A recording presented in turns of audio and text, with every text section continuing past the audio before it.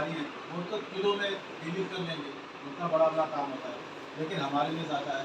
तो MCX ने या एक्सचेंज और छोटे लॉट साइज में निकालता है, नए प्रोडक्ट निकाल दिया, गोल्ड मिनी निकाल दिया।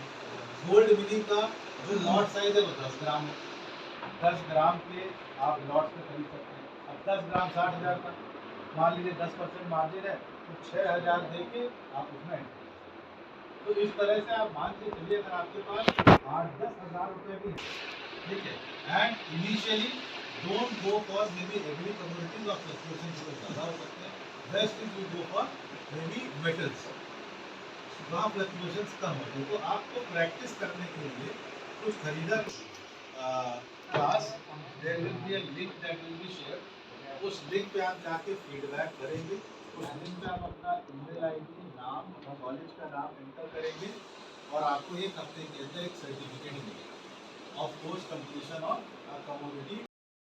कोई रिस्क है, इसको आर्बिट्राज कहते हैं। तो आर्बिट्रेजर क्या करते हैं इन द डेरिवेटिव मार्केट, वो ऐसे सौदे ढूंढते हैं जहाँ गारंटीड प्रॉफिट, ठीक है, एक सौदा आज का होगा, एक सौदा फ्यूचर का होगा, लेकिन उसको मालूम है कि इस सौदे में पक्का फायदा है, भले ही थोड़ा फायदा हो, लेकिन गारंटीड है, there is no chance of loss. ये है आर्बिट्रेज, ठीक है। स्पेकुलेटर क्या करेगा, स्पेकुलेटर भाई लैपटॉप वाले एग्जाम्पल में, स्पेकुलेटर क्या करेगा, सोचेगा हो सकता है कि 2 महीने के अंदर वही HP कंपनी उससे बेटर लैपटॉप लॉन्च करके 35,000।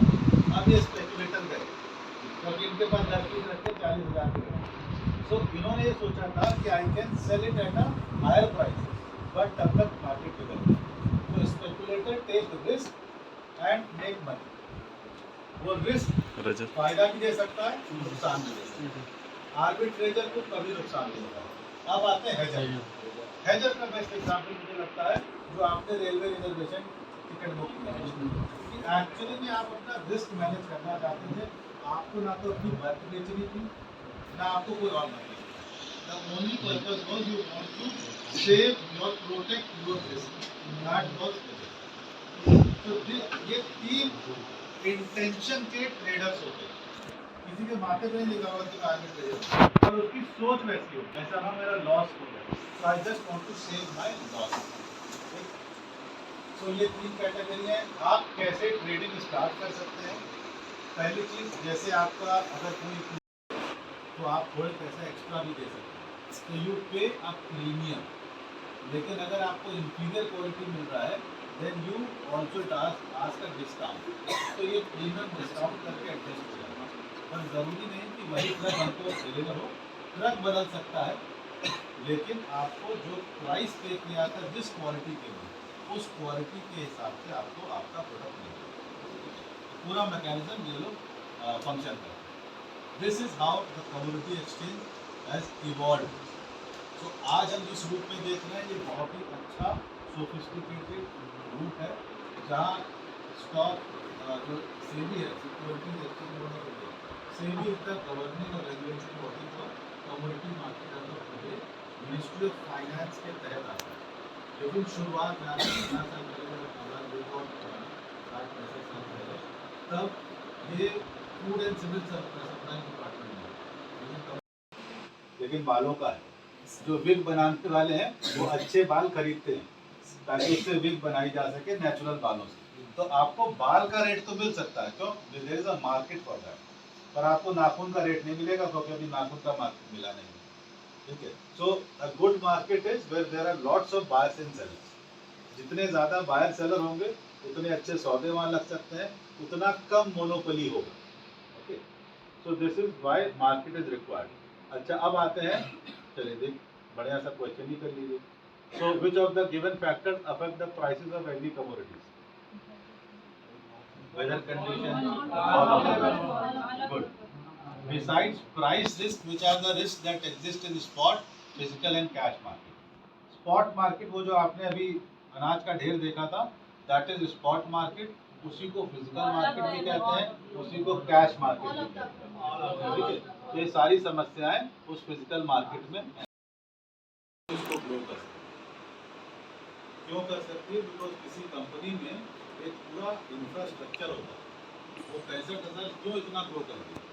क्योंकि उस 65,000 के पीछे देवर मतलब lakhs of employees and lakhs of hours, lots of skills that was involved. इतना सब उस पे लगा हुआ था। और ऐसा अक्सर होता है, it's not the only case. So today we will start with another segment that is commodity. अभी तक मैंने जो कहानी सुनाई that was equity. Equity is investing in a company. Commodity is, commodity का यहाँ पर commodity gold silver bond gold silver currency currency तो कहते हैं और कुछ platinum wheat rice gur water ठीक है। सो ये all are examples of commodity. मतलब इस पे भी ध्यान दीजिए। कई बार क्या होता है ना, हम लोग आंसर तो दे रहे होते हैं लेकिन वो आंसर एग्जैक्ट नहीं होता। जैसे किसी से पूछो ये पीसीओ क्या होता है, तो लोग क्या बोलते हैं PCO is public call office या पे कॉल ऑफिस, वो फोन को जो होता है that is full form of PCO. PCO क्या ये अभी मैंने बताया, ठीक है। तो most of the time when you ask a question आपको ध्यान रखना पूछा क्या है, ऐसा नहीं कि उसका फुल फॉर्म बता रहे हैं, आंसर तो भी ठीक है। So commodity is basically something that is derived from nature, पहला फीचर। दूसरा फीचर क्या होगा, इट इज ट्रेडेबल, खरीदा बेचा जा सकता है, ठीक है, ट्रेडेबल होना चाहिए। और तीसरा रॉ मटेरियल फॉर्मेट में, फिनिश्ड प्रोडक्ट नहीं। So ये slide changer, this is not a commodity as per the definition of commodity. क्यों? Raw material नहीं, मगर